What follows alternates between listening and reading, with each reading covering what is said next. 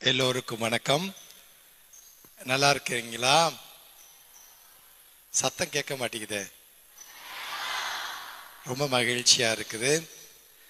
நம்ம எல்லாருமே ஒரு ஆசீர்வாதத்தின் மக்கள் அப்படின்னு சொல்லலாம். ஏன்னா இந்த ஆண்டு இந்த வருஷம் 2025வது ஆண்டு. இந்த 2025வது ஆண்டுல 2 ஜூபிலியை நம்ம கொண்டாடுகிறோம். முதல் ஜூபிலி இந்த ஆண்டை ஒவ்வொரு 25 ஆண்டுகளுக்கு கொண்டாடுகின்ற ஒரு ஜூபிலியாக நம்முடைய திருத்தந்தை அறிவித்திருக்கிறார். 2025 ஜூபிலி ஆண்டு. இந்த ஆண்டு நம்ம ஊர்ல இன்னொரு ஜூபிலி ஸ்பெஷலா கொண்டாடுறோம். அது என்ன ஜூபிலி? இப்ப ஜூபிலி 2025 உலகம் பூரா கொண்டாடுறாங்க. அது எல்லாரும் கொண்டாடுறாங்க. திருச்சபை ஃபுல்லா கொண்டாடுது. இத்தாலி நாட்டுக்கு 4 கோடி மக்கள் இந்த வருஷம் வரப்போறாங்க ஜூபிலிக்காக. அது எல்லாரும் கொண்டாடுறோம். நம்ம ஊர்ல ஒரு சிறப்பான ஜூபிலி கொண்டாடுறோம். அது என்ன ஜூபிலி? நம்ம ஊர்ல என்ன ஜூபிலி அப்படின்னா 350வது ஆண்டு ஜூபிலி. நோட்டீஸ் எல்லாம் பாத்தீங்கல்ல? அது என்ன? அது 350வது ஆண்டு. இங்க என்னமோ இருக்குது. இங்க என்ன இருக்குது? இயேசுவின் திருஹிருதய காட்சி கொடுத்த 350வது ஆண்டு. இயேசு தன்னுடைய திருஹிருதயத்தை முதலாக காட்சியாக மார்கரெட் மரியம்மாவுக்கு கொடுக்கிறார். அந்த காட்சி கொடுத்தது 350வது ஆண்டு ஜூபிலி இங்க கொண்டாடுறோம். அப்போ உலகம் பூரா 2025வது ஆண்ட ஜூபிலி ஆண்டா கொண்டாடுறாங்க. நம்ம ஊர்ல ஒரு எக்ஸ்ட்ரா ஜூபிலி கொண்டாடு. அது என்ன ஜூபிலி? மார்கரெட் மரியம்மாவுக்கு ஆண்டவர் தன்னுடைய திரு இருதயத்தை காட்சியாக கொடுத்த ஜூபிலி ஆண்டை கொண்டாடுறோம். அப்ப 2 ஜூபிலியை கொண்டாடுறோம். இன்னமும் நான் ஆசீர்வாதத்தின் மக்களா இருக்கிறோம். ஏன்னா இது நம்முடைய தவக்காலத்தினுடைய முதல் வெள்ளியாக இருக்கிறது. ஆகவே இந்த தவக்காலத்தின் முதல் வெள்ளி அன்று நாம் இந்த திருத்தலத்திலே, இயேசுவின் திருஹிருதய திருத்தலத்திலே கூடி நின்று ஜெபிப்பது, திருஹிருதய அன்பை பற்றி சிந்திப்பது ரொம்ப ரொம்ப ஆசீர்வாதமான செயல். அதுக்கு எல்லாருமே நீங்க வந்திருக்கிறது ரொம்ப ரொம்ப மகிழ்ச்சியா இருக்கு. இப்ப இந்த மேல என்ன ஒரு போர்டு போட்டிருக்காங்க? திருஹிருதய மாநாடு 2025. அதாவது 350 வருஷத்துக்கு முன்னாடி இயேசு தன்னுடைய திரு இருதயத்தை காட்சியாக யாருக்கு கொடுத்தாரு? மார்கரெட் மரியம்மாளுக்கு கொடுத்தார். இந்த மார்கரெட் மரியம்மா யாரு? பிரான்ஸ் நாட்டுல. பிரான்ஸ் எங்க இருக்குது? ஐரோப்பாவில இருக்கிறது. ஐரோப்பாவில பிரான்ஸ் நாடு இருக்கு. இந்த பிரான்ஸ் நாட்டுல மார்கரெட் மரியம்மா ஒரு சிஸ்டரா இருக்கிறாங்க. இந்த மார்கரெட் மரியம்மாவுடைய வாழ்க்கையை கேட்டோம்னா நமக்கே ரொம்ப கஷ்டமா இருக்கும். அவங்க பிறந்து அவங்களுக்கு 8 வயசு இருக்கும் பொழுது அவங்க அப்பா இறந்துடுறாரு. அவங்க அப்பா இறக்குறாரு. அவங்க அப்பா இறந்தோடனே என்ன நடக்குது அப்படின்னா, அவங்க வீட்டில் இருக்கிற சொத்தை எல்லாம் அவங்க மாமா எடுத்துக்கிறார். அப்ப அப்பாவும் இல்லாம போயிட்டாரு, வசதிகளும் இல்லாம போது ரொம்ப கஷ்டப்படுறாங்க. 1 வருஷம். 8 வயசுல இது நடக்குது. 9வது வயசுல அவங்களுக்கு ஒரு நோய் தாக்குது. அந்த மார்கரெட் 9 வயசு பிள்ளைக்கு ஒரு நோய் தாக்குது. அந்த நோய் 4 ஆண்டுகள் இருக்குது. அது என்ன நோய் அப்படின்னா ரெமட்டாய் ஃபீவர் அப்படின்னு சொல்லுவாங்க. அதாவது முட்டுக்கு முட்டு வலிக்கிற ஒரு நோய். 1 நாள் 2 நாள் இல்லை, 1 மாசம் 2 மாசம் இல்லை, 4 வருஷம் உங்களை மாதிரி ஒரு பிள்ளையா இருக்கும் பொழுது அந்த மார்கரெட் மரியம்மா துன்பப்படுறாங்க. அப்ப அவங்க 4 வருஷம் கஷ்டப்படும் போது திடீர்னு ஒரு நாள் மாதாட்ட வேண்டுகின்ற பொழுது, தாயே என்னை குணப்படுத்து அவன் மாதாட்ட வேண்டுகின்ற பொழுது அதிசயமா அவங்க குணம் பெறாங்க. அப்ப மார்கரெட் மரியம்மா குணம் பெற்றனால் தன்னுடைய வாழ்க்கை முழுவதும் இறைவனுக்கும் மாதாவுக்கும் அர்ப்பணிக்கிறதுக்காக சிஸ்டரா மாறுறாங்க. சிஸ்டரா மாறினாங்க. கான்வென்ட்லயே அவங்களுக்கு ரொம்ப பிரச்சனை. அவங்கள தப்பா புரிஞ்சுக்கிறாங்க, அவங்கள திட்டுறாங்க, அவங்கள குற்றம் சொல்றாங்க. எல்லா குற்றங்களையும் அவங்க தாங்கி கொண்டு இறைவனுக்காக பணி செய்யணும்னு ஆசைப்படுறாங்க. அப்படி இருக்கிற சூழ்நிலை தான் 26வது வயசுல அவங்களுக்கு ஆண்டவர் முதலாக காட்சி கொடுக்கிறார். ஆண்டவர் முதலாக மார்கரெட் மரியம்மாவுக்கு இந்த மாதிரி காட்சி கொடுக்கிறார். ஆண்டவர் காட்சி கொடுக்கும் பொழுது அவருடைய இதயம் திறந்திருக்கிறது, இதயம் வெளியே இருக்குது. நமக்கெல்லாம் இதயம் எங்க இருக்குது? இங்க இருக்குதுல்ல, உள்ளதானே இருக்குது. மார்கரெட் மரியம்மாவுக்கு ஆண்டவர் காட்சி கொடுக்கும் பொழுது இதயத்தை திறந்து காட்டுகிறார், இதயம் வெளியே இருக்குது. முதலாக மார்கரெட் மரியம்மாவுக்கு எப்ப காட்சி கொடுக்கிறார்னா 1673 ஆண்டு. 1673 ஆண்டு டிசம்பர் மாசம் 27 காட்சி கொடுக்கிறார். இந்த டிசம்பர் மாசம் 27 என்ன ஸ்பெஷல் அப்படின்னு பார்த்தோம்னா, டிசம்பர் 27 புனித யோவானுடைய திருவிழா. இயேசுவுக்கு எத்தனை சீடர்கள் இருந்தாங்க? 12 சீடர்கள். பசங்களும் இப்ப திறமையாயிட்டாங்க, கரெக்டா சொல்றாங்க. 12 சீடர்கள் இருந்தாங்க. இந்த 12 சீடர்ல இயேசு அதிகமா அன்பு செஞ்ச சீடர் யார் அப்படின்னா யோவான். கடைசி ராவுணவுல பாத்தீங்கன்னா அந்த படத்துல இயேசு உட்கார்ந்து இருப்பார், நடுவுல 12 சீடர்கள் இருப்பாங்க, யூதாசு தூரமா உட்கார்ந்து இருப்பாரு. இயேசுக்கு இடது பக்கம் பக்கத்துல உட்கார்ந்து இருக்க புனித யோவான். அவர் இயேசுனுடைய தோளிலை சார்ந்து, இயேசுனுடைய மார்பிலை சாய்ந்து, அந்த அளவுக்கு இயேசுவால் அன்பு செய்யப்பட்டவர் தான் யோவான். அவருடைய திருவிழா என்னைக்கு? டிசம்பர் 27. டிசம்பர் 27 அந்த திருவிழால இயேசு முதலாக இந்த உலகத்துல முதலாக இயேசு காட்சி தருகின்ற பொழுது அவருடைய இதயத்தை திறந்து திரு இருதய காட்சியை தருகிறார். யாருக்கு காட்சி கொடுத்தாங்க? மார்கரெட் மரியம்மாவுக்கு. அவங்க எந்த நாட்டுக்காரங்க? பிரான்ஸ் நாட்டுக்காரங்க. எந்த வருஷம் கொடுத்தாங்க? 73. அப்புறம் எதுக்குப்பா இந்த வருஷத்தை ஜூபிலியா கொண்டாடுறோம்? கணக்கு தப்பா வருதுல்ல. 350 வருஷம்னா இது என்ன 2025. அப்போ இது கணக்கு தப்பால வருது. இயேசு முதலாக கொடுக்கின்ற காட்சி 1673. 2 வருஷம் மார்கரெட் மரியம்மாவுக்கு காட்சி கிடைக்குது. எத்தனை வருஷம் கிடைக்குது?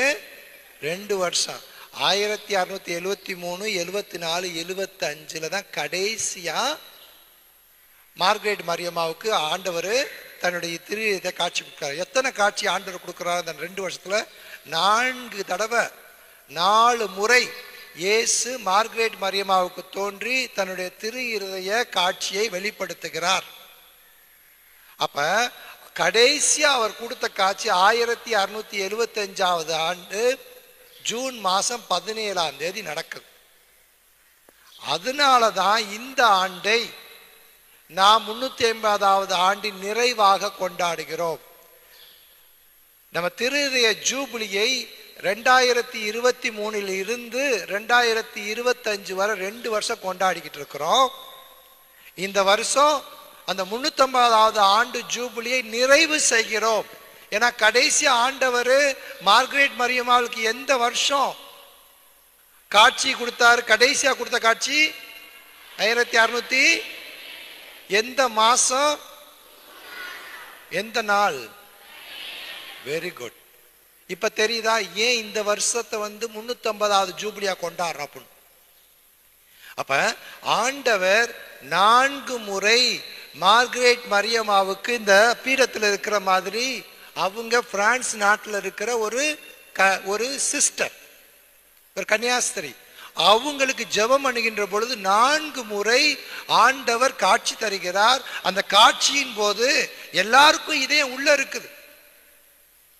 இயேசுடைய இதயம் வெளியே தெரிகிறது. இயேசுடைய இதயத்தை திறந்து அவர் காட்சி கொடுக்கிறார். இயேசு மார்கரெட் மரியாவுக்கு 4 தடவை காட்சி கொடுத்தார். அந்த 4 தடவை காட்சி கொடுத்தப்ப மார்கரெட் மரியம்மாவுக்கு என்ன சொன்னாரு? எதுக்கு அவங்களுக்கு காட்சி கொடுத்தாரு? அந்த செய்தி என்ன யாருக்காவது தெரியுமா? ஒரே ஒரு செய்தியை தான் கொடுத்தாரு. 4 தடவை தோணினாலும் அவர் கொடுத்த ஒரே ஒரு செய்தி தான் கொடுத்தார். அது செய்தி என்னன்னு தெரியுமா? என்னப்பா அதுவா? நான் உங்களுக்கு ஒரு குழு கொடுக்கிறேன். அதாவது இயேசு 4 முறை மார்கரெட் மரியம்மாவுக்கு தோணினாலும் அவர் கொடுத்தது ஒரே ஒரு செய்தி தான், வேற எந்த செய்தியே கொடுக்கல. ஒரே ஒரு செய்தியாக கொடுத்தாரு. அந்த செய்தி என்ன அப்படிங்கிற தெரிஞ்சுக்கிறதுக்கு ஒரு குழு கொடுக்குறேன் நான். பைபிள் இவ்வளவு பெருசா இருக்குல்ல, இந்த பைபிளை ஒரே வார்த்தையில சொல்ல முடியுமா? பைபிளை ஒரே வார்த்தையில சொல்லணும்னா அன்பு தான். வேற வார்த்தையே இல்லை பைபிளுக்கு. அன்பு அன்பு அன்பு, வேற வார்த்தையே இல்லை பைபிளுக்கு. பைபிளுக்கு ஒரே ஒரு வார்த்தை, இதுதான் அருமையான குழு. இப்ப மார்கரெட் மரியம்மாவுக்கு இயேசு தோன்றுகின்ற பொழுது திருதயத்தை தோன்று அவர் கொடுத்த ஒரே செய்தி, இந்த பைபிளை பத்திய ஒரே செய்தி அன்பு தான். இது ஏன் பைபிளை இவ்வளவு பெரிய பைபிளை எத்தனையோ சொல்லியிருக்கு, ஏன் அன்புன்னு சொல்றோம்? ஏன் அன்புன்னு சொல்றோம்? யாராவது பைபிள் வச்சிருக்கீங்களா? 1 யோவான் 4:7 முடிய யாராவது சத்தம் வாசிக்க முடியுமா? 1 யோவான், யோவானுக்கு எழுதிய முதல் திருமுகம், யோவான் எழுதிய முதல் திருமுகம் 4:7 அன்பார்ந்தவர்களே, ஒருவர் மற்றவரிடம் அன்பு செலுத்துவோமாக. ஏனெனில் அன்பு கடவுளிடமிருந்து வருகின்றது. அன்பு செலுத்தும் அனைவரும் கடவுளிடமிருந்து பிறந்தவர்கள். அவர்கள் கடவுளை அறிந்துள்ளார்கள். அன்பில்லாதோர் கடவுளை அறிந்து கொள்ளவில்லை. ஏனெனில் கடவுள் அன்பாய் இருக்கின்றார். நாம் வாழ்வு பெறும் பொருட்டு கடவுள் தம் ஒரே மகனை உலகிற்கு அனுப்பினார். இதனால் கடவுள் நம்மீது வைத்த அன்பு வெளிப்பட்டது.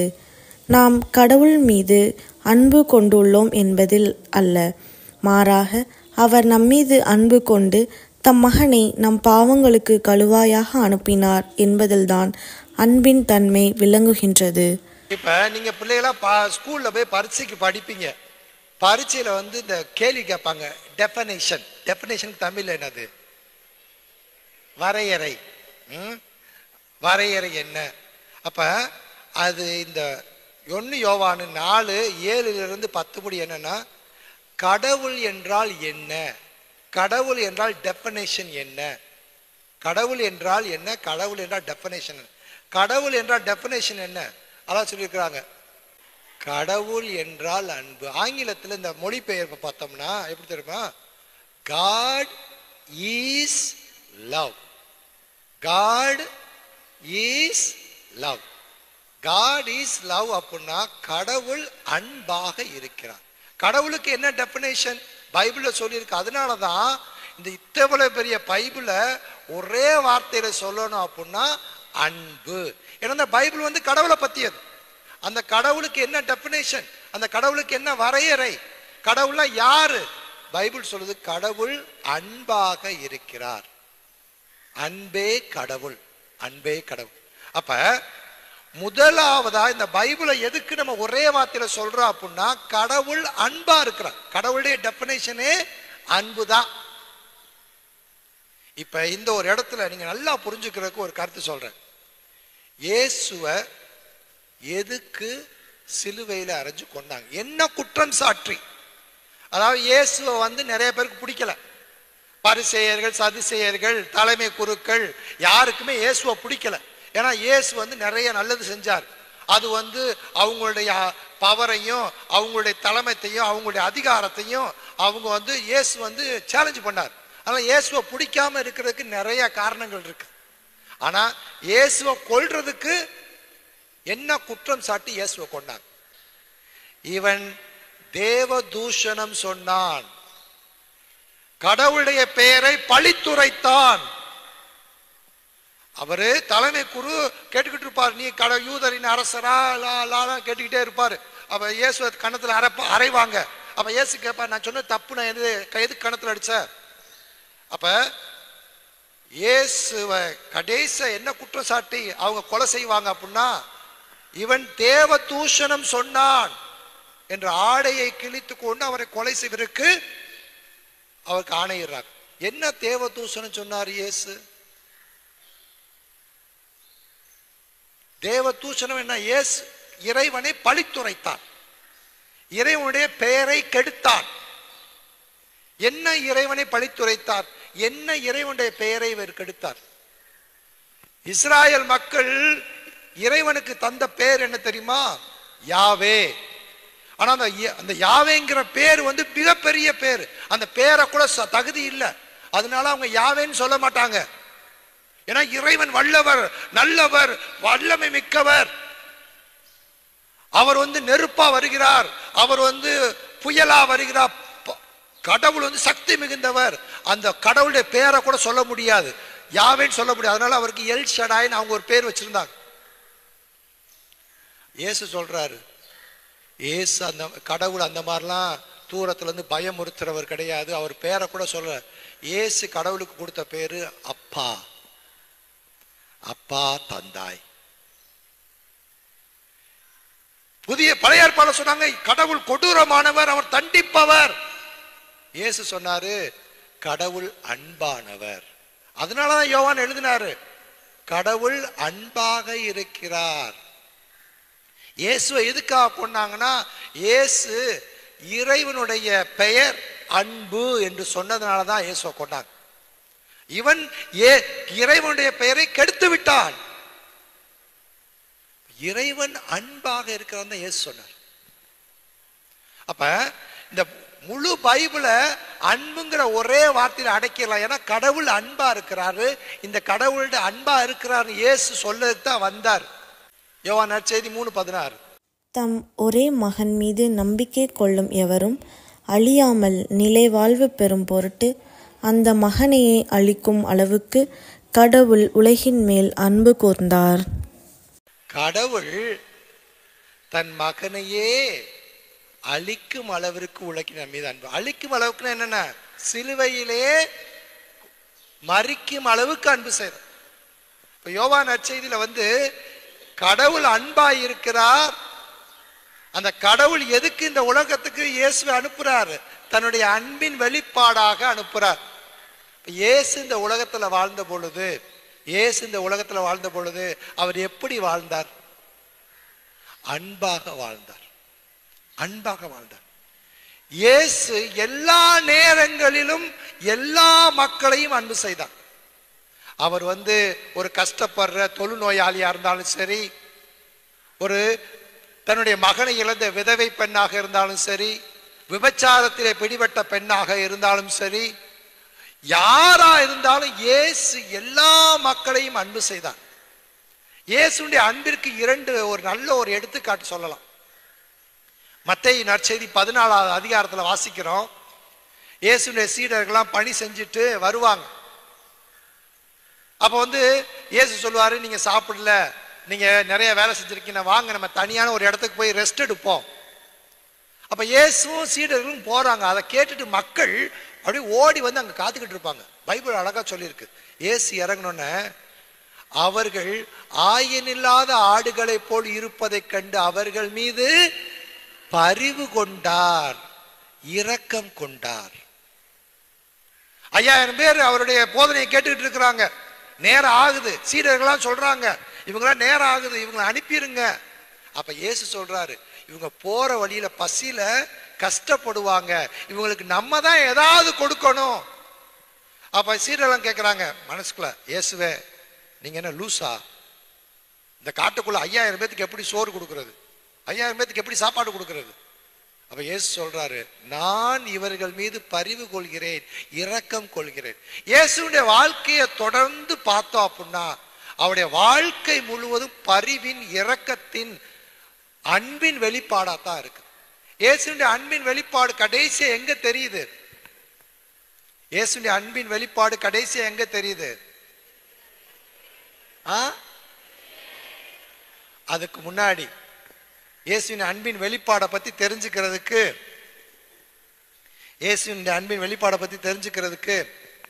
ஒரு ஒரு ஒரு காரியத்தை நல்லா உணர்ந்துக்கணும். சிலுவையில இயேசு எல்லாத்தையுமே தந்துடுறார். இப்ப இந்த திரு காட்சி இருக்குல்ல, இதயம் இருக்குல்ல, இந்த இதயம் நம்ம இதயம் மாதிரி இருக்கா வேற மாதிரி இருக்குதா? முதல்ல வந்து ஒரு வெப்ப மாதிரி, ஒரு வெளிச்சம் மாதிரி சுத்தி இருக்குது. அது வந்து இயேசுனுடைய அன்பின் வெளிப்பாடா இருக்குது. வேற என்ன வித்தியாசமா இருக்குது? மேல ஒரு சிலுவை இருக்குதா?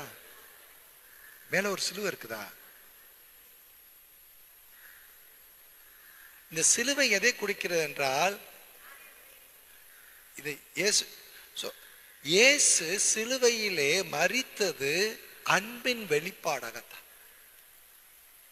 தன் நண்பனுக்காக உயிரை கொடுப்பதை விட மேலான அன்பு ஒன்றும் இல்லைன்னு சொன்ன இயேசு சிலுவையிலே மரித்து தன் உயிரை கொடுக்கிறார். அதனால்தான் மார்கரெட் மரியம்மாவுக்கு தோன்றுகின்ற பொழுது அவருடைய இதயம் மட்டும் தெரியல, இதயத்தின் மேலே சிலுவை தியாக அன்பு தெரிகிறது. தியாக அன்பு தெரிகிறது. ஒரு சில திரு இருதயத்தை மட்டும் தனியா ஒரு போட்டோ பார்த்தீங்கன்னா அதுல இன்னும் 2 இருக்கும், முள்முடியும் இருக்கும். திரு இருதயத்துக்கு மேல சிலுவை இருக்கும், திரு இருதயத்தை சுத்தி முள்முடி இருக்கும். சிலுவையில இயேசு முழுமையாக நம்மை அன்பு செய்தார். இதை விட ஒரு முக்கியமான கருத்து, இதை மட்டும் நீங்க புரிஞ்சுக்கிட்டீங்கன்னா இந்த திரு இருதய மாநாட்டில் ஒரு அருமையான கருத்தை புரிஞ்சுக்கிட்ட அர்த்தம். இந்த திரு இருதயத்தை மட்டும் தனியா இருக்கிற படத்தை பார்த்தீங்கன்னா சிலுவை இருக்கும், முள்முடி இருக்கும், இடது பக்கம் லேசா ஒரு வெட்டு இருக்கும். எத்தனை பேர் அதை பார்த்துருக்கீங்க? திரு இருதயத்தை மட்டும் தனியா போட்டோ இருக்குல்ல, திரு இருதயம் மட்டும், ஏசு இந்த மாதிரி இல்லாம திரு இருதயம் மட்டும் தனியா இருக்கிறப்ப இதுல எனக்கு கண்ணு தெரிய மாட்டேங்குது. மேல சிலுவை இருக்கும், நடுவுல ஒரு முள்முடி இருக்கும், இந்த ஓரத்துல ஒரு காயம் இருக்கும், அப்படி வெட்டின மாதிரி. அந்த காயம் எங்க இருந்து வருதுன்னு யாரா சொல்ல முடியுமா? யோவான் 19:33-34. பின்பு அவர்கள் இயேசுவிடம் வந்தார்கள். அவர் ஏற்கனவே இறந்து போய் இருப்பதைக் கண்டு அவருடைய கால்களை முறிக்கவில்லை. ஆனால் படை வீரருள் ஒருவர் இயேசுவின் விலாவை ஈட்டியால் குத்தினார். உடனே இரத்தமும் தண்ணீரும் வடிந்தன. இயேசு சிலுவையில அறையப்படுகிறார். சிலுவையில உயிரா இருக்கும் போது அவங்களை கொல்றதுக்கு என்ன பண்ணுவாங்க? அவங்க காலை முறிச்சு விடுவாங்க. இயேசுடைய காலை முறிக்கிறதுக்கு வர்றாங்க. ஆனா இயேசு ஏற்கனவே இறந்து விடுகிறார். தந்தையிடம் தன் ஆவியை ஒப்படைத்து விடுகிறார். அப்ப இருந்தாலும் அவன் உண்மையிலே செத்துட்டாருன்னு பார்க்கறதுக்கு ஒருத்தன் ஈட்டியை வச்சு இயேசுனுடைய விலாவை குத்துகிறான். இயேசு ஏற்கனவே இறந்துட்டார். அப்படி விழா வச்சு குத்தும் பொழுது என்ன நடக்குது அப்படின்னா தண்ணீரும் ரத்தமும் வருது. ஒரு சில சொல்றாங்க அந்த படை வீரன் ஒரு கண்ணு தெரியாம இருந்தான், அவனுடைய கண்ணுல அந்த ரத்தமும் தண்ணீர் விழுந்து அவன் கண் பார்வை பெற்றான். இப்ப இதை நல்லா புரிஞ்சுக்கணும். இயேசு ஏற்கனவே இறந்துட்டார், அதனாலதான் அவர் காலை முறிக்கல. இறந்த இயேசுவின் இதயத்தை குத்துகிறார்கள். அந்த இதயத்தில் இருந்த கடைசி சொட்டு ரத்தமும் கடைசி சொட்டு தண்ணீரும் இந்த உலகத்திற்காக வருகிறது. அதனாலதான் புனித அகஸ்தினார் சொல்லுவாரு, குத்தி திறக்கப்பட்ட விழாவில் இருந்து வெளிப்பட்ட தண்ணீரினாலும் இரத்தத்தினாலும் திருச்சபை பிறந்தது. அந்த குத்தி திறக்கப்பட்ட விழாவில் இருந்து வடிந்த ரத்தம் தண்ணீர். இயேசு நம்ம எந்த அளவுக்கு அன்பு செய்தார் என்றால், அவர் இறந்த பிறகு ஒரு சொட்டு ரத்தம் கூட, ஒரு சொட்டு தண்ணீர் கூட அவர் உடம்புல இல்லை, அத்தனையும் அவர் தியாகம் செய்கிறார். அவைத்தான் இயேசுவினுடைய தியாக அன்பை வெளிப்படுத்துகின்ற வெளிப்பாடுதான் அந்த திரு இருதயம். இயேசுடைய தியாக அன்பை வெளிப்படுத்துகிறது. அப்ப நான் சொன்னேன், மார்கரெட் மரியம்மாளுக்கு எத்தனை தடவை காட்சி கொடுத்தாரு? நானே பதில சொல்லிவிட்டேன். இப்படி கையா கட்டினா ஈஸியா சொல்லிடலாம்லடா தம்பி. 4 தடவை காட்சி கொடுத்தாரு. அவர் என்ன செய்திக்கு சொன்னாரு? ஒரே செய்தி தான் சொன்னார். ஒரே செய்தி தான் சொன்னார், அன்பு தான் சொன்னார். கடவுளோடு இந்த மனிதர் மீது வைத்திருக்க அன்பை பத்தி சொன்னார்.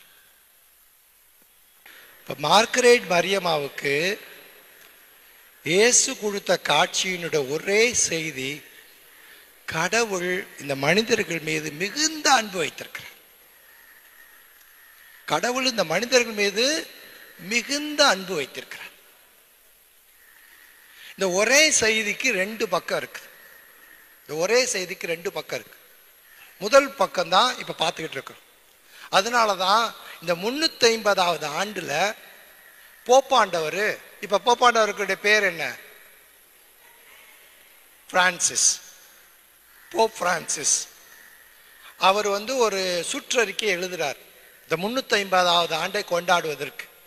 அந்த சுற்றறிக்கையில அவர் என்ன தலைப்பு வைக்கிறார் அப்படின்னா, அந்த சுற்றறிக்கையுடைய தலைப்பு He loved us. அவர் நம்மை அன்பு செய்தார்.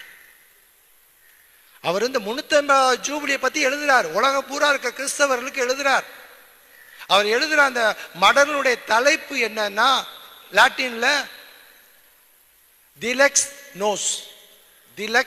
நோஸ், அதாவது He loved us. யாரு? இறைவன் நம்மை அன்பு செய்தார்.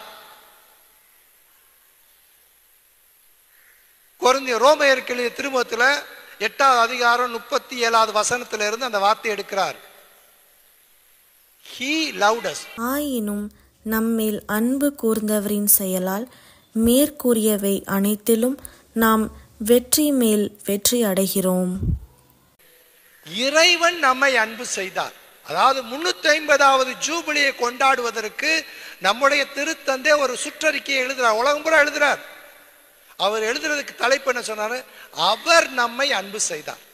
அப்ப மார்கரெட் மரியம்மாவுக்கு இயேசு 4 முறை காட்சி கொடுத்தார். அந்த 4 முறை சொன்ன ஒரே இறைவன் மனிதர்களை அன்பு செய்கிறார், அளவுக்கு அதிகமாக அன்பு செய்கிறார். ஒரே செய்தி தான் கொடுத்தார். இந்த ஒரே செய்தியில 2 பக்கம் இருக்கு. இப்ப காசுக்கு 2 பக்கம் இருக்குல்லடா தம்பி, ஒரு நாணயத்துக்கு 2 பக்கங்கள். அது மாதிரி மார்கரெட் மரியம்மா கொடுத்த ஒரே செய்தி அது 2 பக்கம் இருக்கு. முதல் பக்கம் கடவுளுடைய அன்பு. இதைத்தான் திருத்தந்தை எழுதுறாரு, He loved us. அவர் நம்மை அன்பு செய்தார். இதுக்கு 2வது பக்கம் இருக்குது. 2வது பக்கம் என்ன? 2வது பக்கம் என்ன? முதல் பக்கம் அன்பு. இதனுடைய முதல் பக்கம் கடவுள் நம்மை அன்பு செய்தார். அன்பு இல்லாதவர்கள் கடவுளை அறிந்து கொள்ளவில்லை, ஏனெனில் கடவுள் அன்பாயிருக்கிறார். மார்கரெட் மரியம்மா கொடுத்த ஒரே செய்தி அன்பு. இந்த அன்புல 2 பக்கம் இருக்கு. ஒரு பக்கம் கடவுளுடைய அன்பு, இன்னொன்னு மனிதருடைய அன்பு. சொல்றாரு, அன்பு செய்பவர்கள் கடவுளிடமிருந்து பிறந்தவர்கள். நீங்கள் அன்பு செய்தார் என்றால் கடவுளின் மக்கள் எனப்படுவீர்கள். நீங்கள் அன்பு செய்யவில்லை என்றால், உங்களுக்கு அன்பு தெரியவில்லை என்றால் கடவுள் தெரியவில்லை, ஏனெனில் கடவுள் அன்பாய் இருக்கிறார். அப்ப மார்கரெட் மரியம்மா கொடுத்த ஒரே செய்தி அன்பு. அதுல 2 பக்கம் இருக்கு. முதல் பக்கம் இறைவன் அளவுக்கு அதிகமாக தன் உயிரையே, கடைசி சொட்டு ரத்தத்தையும் தண்ணீரையும் கொடுக்கும் அளவிற்கு மனிதர்களை அன்பு செய்கிறார். 2வது பக்கம் மனிதர்கள் இந்த அன்பை புரிந்து கொண்டு கடவுளையும் அயலானையும் அன்பு செய்ய வேண்டும். மத்தேயு நற்செய்தி எடுத்துக்கங்க. மத்தேயு நற்செய்தி அதிகாரம் 22 திருவசனங்கள் 36ல இருந்து 40 வரை. ஒருத்தர் கேட்கிறார் இயேசுட்ட இயேசுவே, முதன்மையான கட்டளை என்ன? தலையான கட்டளை என்ன? இவ்வளவு பெரிய பைபிளை சொல்லி இருக்கிறீங்க, ஏகப்பட்டது சொல்லி கொடுத்துருக்கீங்க, எங்களுக்கு சுருக்கமா சொல்லுங்க, எனக்கு சுருக்கமா சொல்லுங்க அப்படின்னு கேட்கிறார். வாசிங்க. அவர்களிடையே இருந்த திருச்சட்ட அறிஞர் ஒருவர் அவரை சோதிக்கும் நோக்கத்துடன், போதகரே, திருச்சட்ட நூலில் தலைசிறந்த கட்டளை எது என்று கேட்டார். அவர், உன் முழு இதயத்தோடும் முழு உள்ளத்தோடும் முழு மனதோடும் உன் ஆண்டவராகிய கடவுளிடம் அன்பு செலுத்து, இதுவே தலைசிறந்த முதன்மையான கட்டளை. உன் மீது நீ அன்பு கூர்வது போல உனக்கு அடுத்திருப்பவர் மீதும் அன்பு கூர்வாயாக என்பது இதற்கு இணையான 2வது கட்டளை. திருச்சட்ட நூல் முழுமைக்கும் இறைவாக்கு நூல்களுக்கும் இவ்விரு கட்டளைகளே அடிப்படையாக அமைகின்றன என்று பதிலளித்தார். ஒருத்தர் சட்ட வல்லுனர், அதாவது பைபிளை நிறைய படிக்கிறவர், மறைநூல் அறிஞர். அவர் கேட்கிறாரு, ஆண்டவரே, இந்த பைபிள்ல முக்கியமானது எது? நிறைய இருக்குது, எனக்கு சுருக்கமா சொல்லுங்க. அப்ப என்ன சொல்றாரு? நீ கடவுளை அன்பு செய். கடவுளை அன்பு செய்யணும்னா உன் அயலானை உன்னை போல அன்பு செய். இது தாயா பைபிள், இதுக்கு மேல ஒண்ணுமே இல்லை. இதுதான் ஆண்டவர் சொல்றார். அப்ப கடவுள் என்றால் என்ன? 1 யோவான்ல டெஃபினேஷன் இருக்குது, கடவுள் அன்பா இருக்கிறார். அப்ப நம்ம என்ன செய்யணும்? அன்பை தெரிந்து கொள்ள வேண்டும். அன்பை தெரியவில்லை என்றால் கடவுளை தெரியவில்லை. நீங்க அன்பு செஞ்சீங்கன்னா கடவுளுடைய பிள்ளைகளாக இருப்பீர்கள். கடவுளை அன்பு செய்யல செய்யல. இயேசுட்ட கேட்கிறாங்க, தலையான கட்டளை எது? இறைவனை அன்பு செய், உன் அயலானை அன்பு செய். இப்ப மார்கரெட் மரியம்மாவுக்கு இயேசு 4 முறை காட்சி கொடுத்தார். இந்த 4 முறை காட்சி கொடுக்கும் ஒரே ஒரு கருத்தை தான் சொன்னார். இறைவன் உங்கள் மீது மிகுந்த அன்பு கொண்டிருக்கிறார். இந்த இறைவனுடைய அன்பை நீங்கள் புரிந்து கொண்டு உங்களோடு வாழ்பவர்களை அன்பு செய்ய முடியுமா? இந்த பிள்ளைங்க முதல்ல சொன்னிச்சுங்க, இந்த அங்க இருக்க 4 பிள்ளைங்க சொன்னிச்சுங்க, இயேசு என்ன சொன்னார்? எதுக்கு காட்சி கொடுத்தாரு? திரு இருதய அன்பை புதுப்பித்துக் கொள்ள, திரு இருதய பக்தியை கொண்டு. அப்படித்தானே சொன்னீங்க நீங்க. திரு இருதய பக்தி என்றால் என்ன? இறைவன் நம் மீது செய்கின்ற அன்பை புரிந்து கொள்வது. நிறைய நேரத்தில் நாம் இறைவனுடைய மனசை எப்படி தெரியுமா காயப்படுத்துறோம்?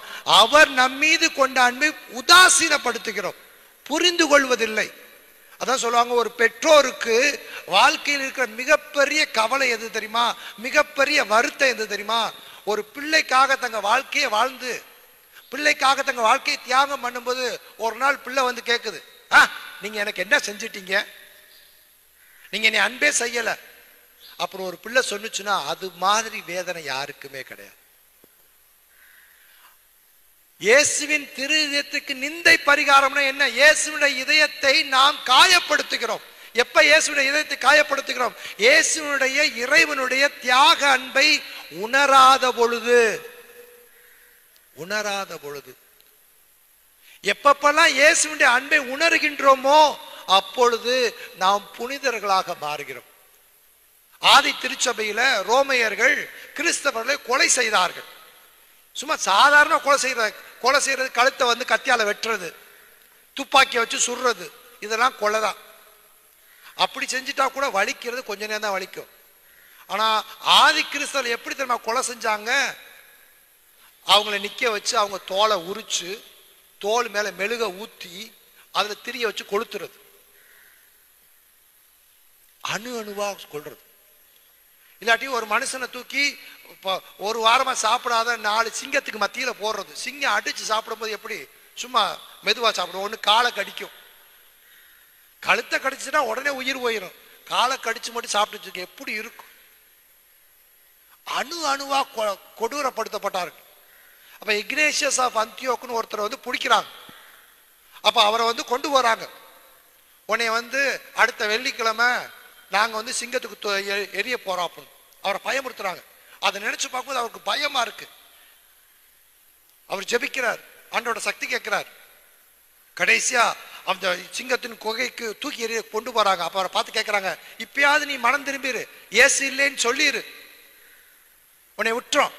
அப்ப அவர் சொல்லுவாரு, நான் எப்படி இயேசு இல்லைன்னு சொல்ல முடியும்? இயேசு இருக்கிறார். உனக்கு அறிவு இல்லையா? உனக்கு பயம் இல்லையா? சிங்கம் உன்னை அடிச்சு சாப்பிட போது அணுவா சாக போற நீனு. அப்ப இக்னேஷியஸ் ஆஃப் அந்தியோக்குங்கிற ஒருத்தர் சொல்லுவாரு, இயேசு என் மீது கொண்ட அன்பை நான் நினைத்து பார்க்கின்ற பொழுது இந்த சிங்கம் கடிக்கின்ற வேதனை எனக்கு பொருட்டாக தெரியவில்லை. கடவுளுடைய அன்பை யாரெல்லாம் உணர்கின்றோமோ, எப்பொழுதெல்லாம் உணர்கின்றோமோ அப்பொழுது நாம் புனிதராக மாறுகிறோம். புனிதர்கள்லாம் யாரு? சாதாரண மனிதர்கள் தான். அவங்க என்ன செஞ்சாங்க? ஒரே ஒரு காரியம் செஞ்சாங்க, கடவுளுடைய அன்பை உணர்ந்தார்கள், அதனால் பிறரை அன்பு செய்தார்கள். மார்கரெட் மரியம்மாட்ட ஐயா சொல்றாரு, திரு இருதய அன்பை உணர்ந்து கொள். திரு இருதய அன்பை உணர்ந்து கொள்கின்ற பொழுது நீ புனிதையாக மாற முடியும்னா, கடவுளுடைய அன்பை ஒரு ஃப்ரெண்டு நமக்காக எவ்வளவு கஷ்டப்படுறான்னு தெரிஞ்சோம்னா அந்த ஃப்ரெண்டை நம்ம வந்து உதாசீனப்படுத்துவோமா? நம்ம அப்பா அம்மா நமக்காண்டி எவ்வளவு கஷ்டப்படுறாங்க அப்படின்னு புரிஞ்சோம்னா நம்ம அப்பா அம்மா சொல்றதை கேட்காம இருப்போமா? எனக்காண்டி இவங்க உயிரை கூட கொடுக்கற தயாரா இருக்காங்க நம்ம புரிஞ்சுக்கிட்டோம்னா அவங்க சொல்றதை நம்ம கேட்காம இருப்போமா? புனிதர்கள்லாம் பெரிய காரியம் செய்யல, இறைவனுடைய அன்பை முழுமையாக உணர்ந்து கொண்டார்கள். அன்பு சகோதரரே, சகோதரியே, பிள்ளைகளே, இன்னைக்கு இந்த திருதய மாநாட்டில் நாம் உணர, இயேசு என்னையும் உங்களையும் முழுமையாக அன்பு செய்கிறார். அந்த அன்பிற்காக தன்னையே முழுமையாக தியாகம் செய்கிறார். இந்த தவ காலத்துல இயேசுடைய அன்பை தியானிப்பதற்கு தான் அழைக்கப்படுகிறோம். இயேசுடைய பாடுகளை எதற்காக தியானிக்கிறோம்? இயேசு எதற்காக பாடுபட்டார்? நம்மீது கொண்ட அன்பின் காரணமாக அவர் பாடுபட்டார். இந்த தவ காலத்துல இயேசுடைய அன்பைத்தான் நாம் தியானிக்கின்றோம், அவருடைய பாடுகளை அல்ல. பாடுகள் எதற்காகப்பட்டார்? நமக்காக, அன்புக்காக. இயேசுடைய அன்பு. அப்ப திரு இருதய பக்தி என்பது இயேசுடைய அன்பை நான் வாழ்வாக்கி உணர்ந்து அந்த அன்பை பிறருக்கு வெளிப்படுத்துவது. அதனாலதான் போப்பாண்டவர் அந்த சுற்றறிக்கையில எழுதுறாரு. அதனுடைய டைட்டில், அதனுடைய தலைப்பு, He loved us. அவர் என்னை அன்பு செய்தார். அது எழுதிட்டு எப்படி முடிக்கிறார் அப்படின்னா, இந்த உலகம் இயேசுவின் திரு இருதய அன்பை மறந்து விட்டது, இழந்து விட்டது. எப்படி எழுதுறாரு? இயேசுவின் திரு இருதய அன்பை மறந்து விட்டது, இழந்து விட்டது. எப்பொழுது நாம் இயேசுவின் திரு இருதய அன்பை உணராமல் மறக்கின்றோமோ அதை இழக்கின்றோம். இந்த மாநாடு, இந்த ஜூபிலி ஆண்டு, இந்த தவக்காலம் இயேசுவின் அன்பை நீங்களும் நானும் உணர அழைக்கின்றோம். அதனாலதான் 1 கொரிந்தியர் 13 சின்ன அழகா எழுதுவார். என்ன எழுதுறாரு? அழகா எழுதியிருக்கார். 1 கொரிந்தியர் 13. மானிடரின் மொழிகளிலும் வானதூதரின் மொழிகளிலும் பேசினாலும் அன்பு எனக்கில்லையேல் ஒலிக்கும் வெண்கலமும் ஓசையிடும் தாளமும் போலாவேன். Very good. அதாவது தொடர்ந்து வாசிப்போம். நான் மானிட மொழியில் பேசினால், வானவர் மொழியில் பேசினால் அன்பு இல்லையே, எனக்கு ஒலிக்கும் வெண்கலம் ஓசையிடும் தாளமுமானே. அடுத்து, இறைவாக்கு உரைக்கும் ஆற்றல் எனக்கு இருப்பினும், மறைபொருட்கள் அனைத்தையும் அறிந்தவனாய் இருப்பினும், அறிவெல்லாம் பெற்றிருப்பினும், மலைகளை இடம்பெயர செய்யும் அளவுக்கு நிறைந்த நம்பிக்கை கொண்டிருப்பினும், என்னிடம் அன்பு இல்லையேல் நான் ஒன்றுமில்லை. மலையை பார்த்து இங்க பெயர்ந்து போ அப்படின்னு சொல்லி மழை பெயர்ந்து போச்சுன்னா எவ்வளவு பெரிய அதிசயம். அவ்வளவு பெரிய வல்லமை இருந்தும் எனக்கு அன்பு இல்லையே நான் ஒன்றும் இல்லை. என் உடைமையை எல்லாம் நான் வாரி வழங்கினாலும், என் உடலை சுட்டரிப்பதற்கு என ஒப்புவித்தாலும், என்னிடம் அன்பு இல்லையேல் எனக்கு பயன் ஒன்றுமில்லை. நான் அன்பு இல்லை அப்படின்னா நான் ஒண்ணுமே இல்லை. ஏன்னா அன்பு தெரியல அப்படின்னா கடவுளை தெரியல. கடவுள் அன்பா இருக்கிறார். இந்த திரு இதய பக்தியில மார்கரெட் மரியம்மாக்கு ஆண்டவர் என்ன சொன்னார்னா, 16ஆவது நூற்றாண்டுல, இந்த உலகம் என்னுடைய அன்பை உணராமல் மறந்து விட்டது. இந்த உலகம் அன்பை மறந்ததால் தான் இவ்வளவு பிரச்சனைகள் இருக்கின்றன.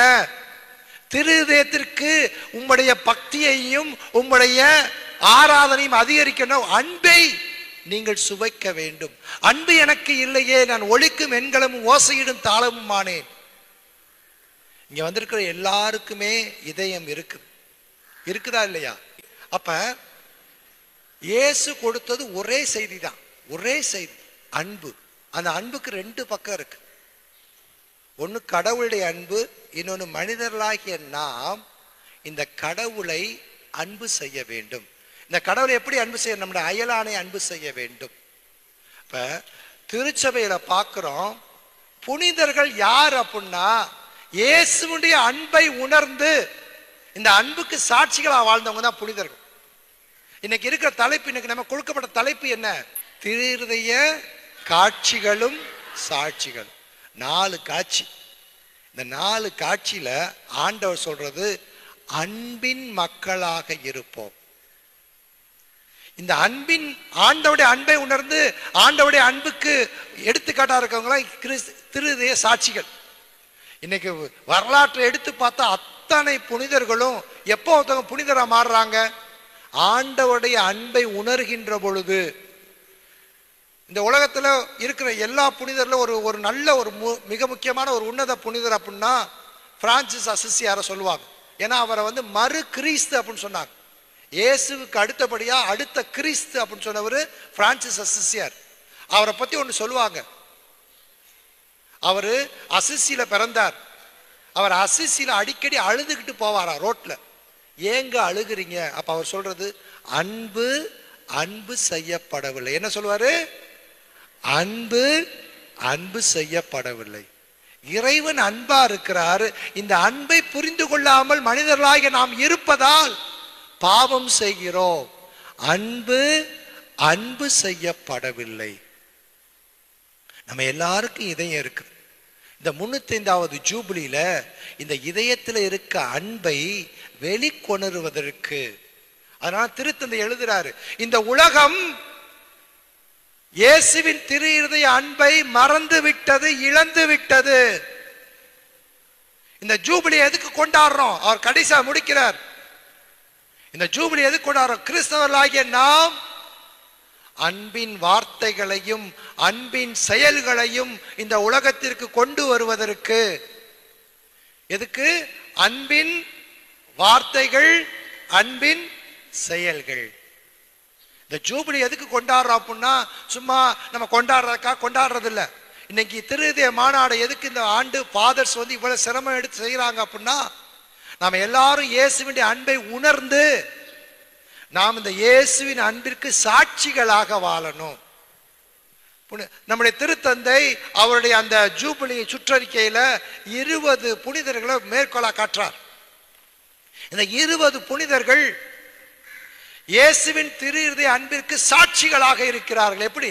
அந்த அன்பை உணர்ந்து Ignatius of Loyola, Catherine of Siena, Theresia, Vincent de Paul, John Paul II, Francis de Sales, இந்த மாதிரி நிறைய புனிதர்கள், வெளிநாட்டு பேரு நிறைய, அதனால நமக்கு அப்படி இருக்குது. 20 புனிதர்களை இந்த திரு இதயத்துக்கு சாட்சிகளாக காட்டுறார்.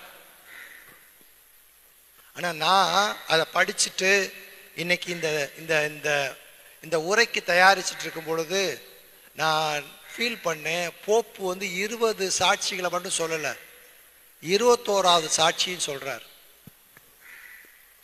போப்பு வந்து அந்த இதுல எத்தனை சாட்சியை பத்தி சொல்றாரு? 20 பேரை பத்தி சொல்றாரு.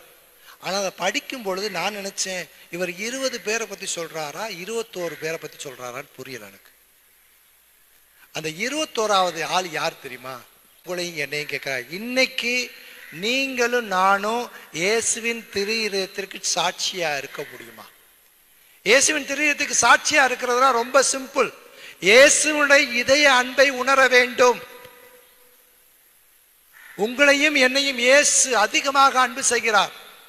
அந்த அன்பின் காரணமாக தன்னையே தந்து கொண்டிருக்கிறார். இயேசு உங்களை என்னை அன்பு செய்ய, இயேசுவின் அன்பை உணர்ந்தோம் என்றால் நாம் சீக்கிரம் பாவம் செய்ய மாட்டோம். இயேசுவின் அன்பை உணராம இருக்கும்போது நம்ம பாவம் செய்யறோம். இந்த இயேசுவின் அன்பை உணர்ந்தோம் என்றால் இயேசுவின் அன்பிற்கு நான் சாட்சியாக இருக்க முடியும். இயேசுவின் அன்பின் சாட்சிகளாக நாம் இருக்க முடியும். இப்ப கடைசியா ஒரே ஒரு வார்த்தை, ஏன் நம்மளால பிறர் அன்பு செய்ய முடியல? நம்ம எல்லாருக்குமே ஹார்ட் இருக்குது, எல்லாருக்குமே ஹார்ட் இருக்கு. அந்த ஹார்ட் ஏன் துடிக்க மாட்டேங்குது? ஏன் ஹார்ட் துடிக்க மாட்டேங்குது? ஹார்ட்ல ப்ராப்ளம் சொல்றாங்கல்ல, அவங்க ஆஸ்பத்திரிக்கு போயிட்டாங்க, ஹார்ட் அட்டாக் வந்துருச்சு. ஹார்ட் அட்டாக் எப்படி ஹார்ட் அட்டாக் வருது? ஹார்ட் அட்டாக் எப்படா வருது? ஏன் வருது ஹார்ட் அட்டாக்? குழாயில அடைப்பு இருக்கு. 4 குழா இருக்குது. எத்தனை குழா இருக்குது? 4 குழாயில போய் கொழுப்பு அடைச்சிருச்சுன்னா ஹார்ட் அட்டாக் வருது. ஏன்னா ரத்தம் போக முடியல, கொழுப்பு அடைச்சிருச்சு. அதே மாதிரி பிறரை பார்த்து நம்ம இதயம் துடிக்கணும். ஏன் துடிக்க மாட்டேங்குது? 4 அடைப்பு வந்துடுது. எப்படி வந்து கொழுப்பு வந்து 4 குழாயை அடைக்குதோ அதே மாதிரி நம்ம உறவுல பிறரை பார்த்து அன்பு, லவ், ஹார்ட் துடிக்க மாட்டேங்குது. ஏன்னா கொழுப்பு வந்து அடைக்குது. 4 அடைப்பு இருக்கு.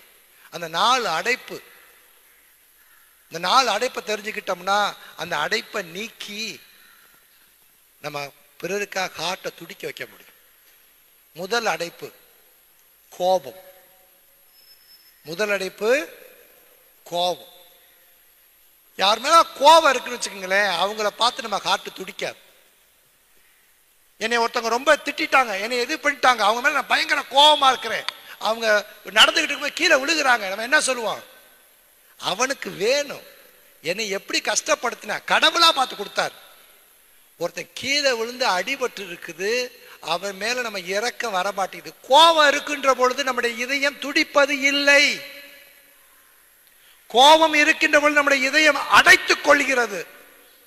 எத்தனை முறை நம்ம கோபம் இருக்கும்போது பிறரை பற்றி புரிந்து கொள்ள மாட்டோம். கணவன் மனைவி மீது கோபம் இருக்கும்போது அவங்களுக்கு நம்ம ஹார்ட் துடிக்காது. சகோதர சகோதரிகளுக்கு உறவினருக்கு மத்தியில் சொத்து பிரச்சனை இருக்குது, கோபம் இருக்குது, இதயம் துடிக்காது. அவன் எக்கேடு கட்டு போட எனக்கு என்ன, அவனுக்கு இது வேணும்.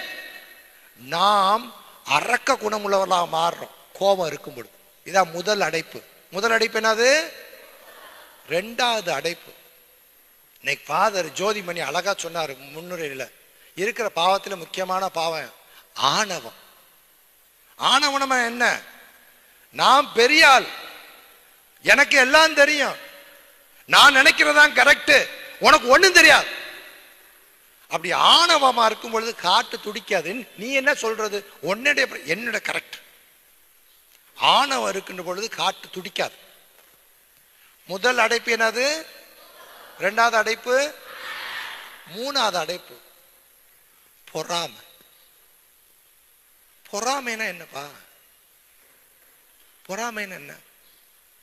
என்கிட்ட இல்ல ஓன்ட்ட இருக்குது, என்கிட்ட இல்ல ஓன்ட்ட. ஆணவத்துல நான் மேல இருக்கிறேன்னு நினைக்கிறது, பொறாமையில நான் கீழே இருக்கிறேன்னு நினைக்கிறது. பொறாமை இருக்கும்போது உனக்கு இல்ல, உனக்கு இருக்கு எனக்கு இல்ல, அப்படி எப்படி? அப்ப பொறாமை இருக்கும் பொழுது நம்ம இதயம் மற்றவர்களுக்காக துடிக்காது, மற்றவங்க மேல கோவப்படும். மூணு அடைப்பு பார்த்தாச்சு. என்ன அடைப்பு? நாலாவது அடைப்பு சுயநலம். ஹார்ட்னாவே பிறர் நலம் உள்ளதுதான். ஹார்ட்னாவே பிறர் நலம் உள்ளதுதான். இந்த கோபமும் ஆணவமும் பொறாம இருக்கும்போது அது எங்க நிறைவு வரும்னா சுயநலம். தன்னலம் வேற. தன்னலம்னா நான் என்னையே பார்த்துக்கிறது, என் குடும்பத்தை பார்த்துக்கிறது. சுயநலம் பொண்ணா பிறர் நலத்தை கருதாமல் தன்னலத்தை பேணுவது சுயநலம். இந்த சுயநலம் இருக்கும் பொழுது பிறர் நலத்தை பத்தி யோசிக்க முடியாது. இப்ப 4 அடைப்பு இருக்குது. என்ன அடைப்பு? கோபம். இந்த 4 அடைப்பு இருந்துச்சுன்னா என் ஹார்ட் பிறருக்காக துடிக்காது.